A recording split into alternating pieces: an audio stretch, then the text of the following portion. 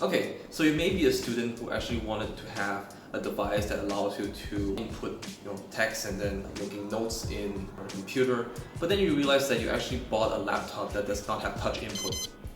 Now, I know a lot of people may regret by now because of COVID-19, but then what about actually using other accessories to help assist into getting inputs into your laptop?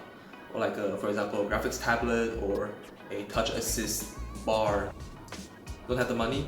Yeah, I also actually experienced that because one of these Wacom graphics tablets costs at least $50 to $60, and the screen bar light itself is also not considerably cheap.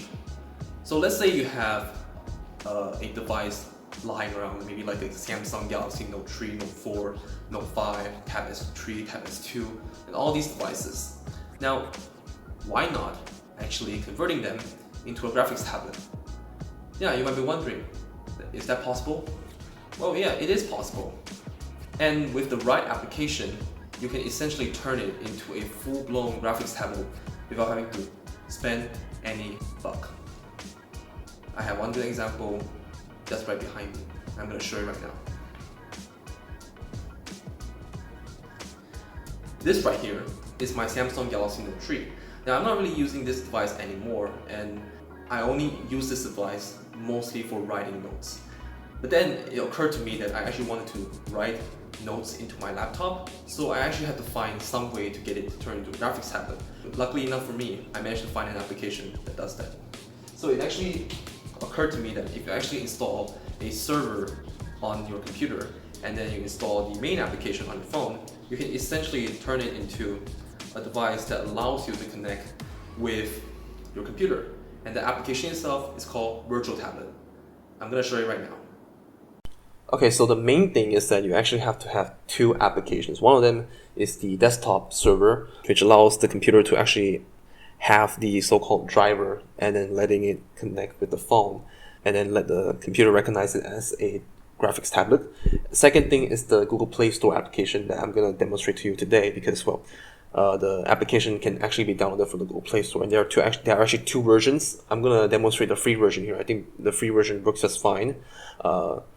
Basically, it just fulfills everything that note takers would probably use. Alright, so I'm just going to move on to the computer. I'm going to show you right now. Okay, so for the computer, what you need to do is to go to this website called sunnyside.com. And then from here, just go to Virtual Tablet and click on Download. Once you click on Download, it will take you to this page. Right, and then it will give you client applications for tablets, but this actually works on phones as well. I already tried that. Okay, so before you download the Android application, you need to download the server application. So click on version 3.0.2 download link, and then once you download it, click on the installer. And once you complete the installation, well, I'm not going to demonstrate it because I already have it installed. So once you actually complete the installation, it will actually emerge in your start menu under Virtual Tablet Server. Click on that, and then it will say Virtual Tablet is already running. So I'm just going to open up the server from my notifications, click on open, and then this is how the server looks like. So you can see that it actually gives you two options to choose from. The input mode can either be the pen or the mouse. And then the server status of the computer, the server IP, whether or not Bluetooth is available, pressure sensitivity and cursor sensitivity, all this kind of stuff. So you can see it's actually a quite basic application. And then during the installation, it will actually ask you whether or not you want to install the HID compliant drivers, because those drivers are actually crucial for the computer to recognize your phone as a graphics tablet. So this is one of the main things that you need to take note of. Not cancel the driver installation, because you need that in order to have this application working to its full potential. Okay, so enough with the computer. I'm going to move on to the phone side of things. Okay, so what you want to do on your Android device, preferably a device with a Wacom digitizer like the Galaxy Note series, is to actually open up the Google Play Store and then go to the search bar and type in Virtual Tablet and then click on the first link, which will take you to Virtual Tablet Lite S Pen. But this application actually does work with capacitive screens with your finger as well, or a capacitive stylus. But of course, it will be better if you have an S Pen. So click on Install. This will take a while for it to install. open up the application, and then this will take you to virtual tablet. Alright, so now I'm just gonna plug my phone into the computer. But before I actually do that, I'm gonna make sure that USB debugging is turned on. In order to make sure that USB debugging is turned on, go to the settings, and then go to About Phone, go to Build Number, click on that, and then you have to click on it 7 times, and then you'll say that you have enabled developer settings, or you're now a developer. And then go to System, go to Advanced, go to Developer Options, and then scroll down until you see Android debugging or USB debugging, depending on the phone that you have. So enable Android debugging, and then close that. And I'm just gonna plug my USB cable into my phone, as you can see. Okay, as you can see, sound from my computer. And then now I'm just gonna open up the application. So just gonna open up Virtual Tablet Lite. I'm just gonna click on USB. I'm gonna click on Connect, and then after a few attempts, this screen will open up. It'll say Virtual Tablet. Okay, so that's basically it. You can now use your S Pen to control your computer. But before that, I'm also going to show you how to configure settings if you have a device without the S Pen. Okay, so you actually have a device without the S Pen. Go back and then go to the settings. After that, you'll see that there are actually 2 input modes. One is S Pen Wacom stylus, pressure sensitivity. Another one is finger touch capacitive stylus, no pressure sensitivity.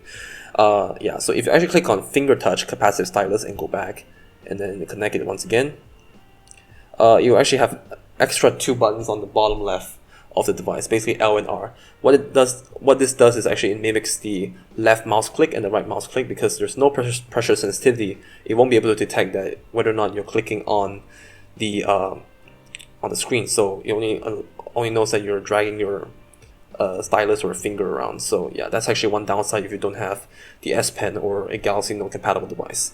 I'm gonna test out Bamboo Paper, an application by Wacom. I'm just gonna make a mathematical equation here.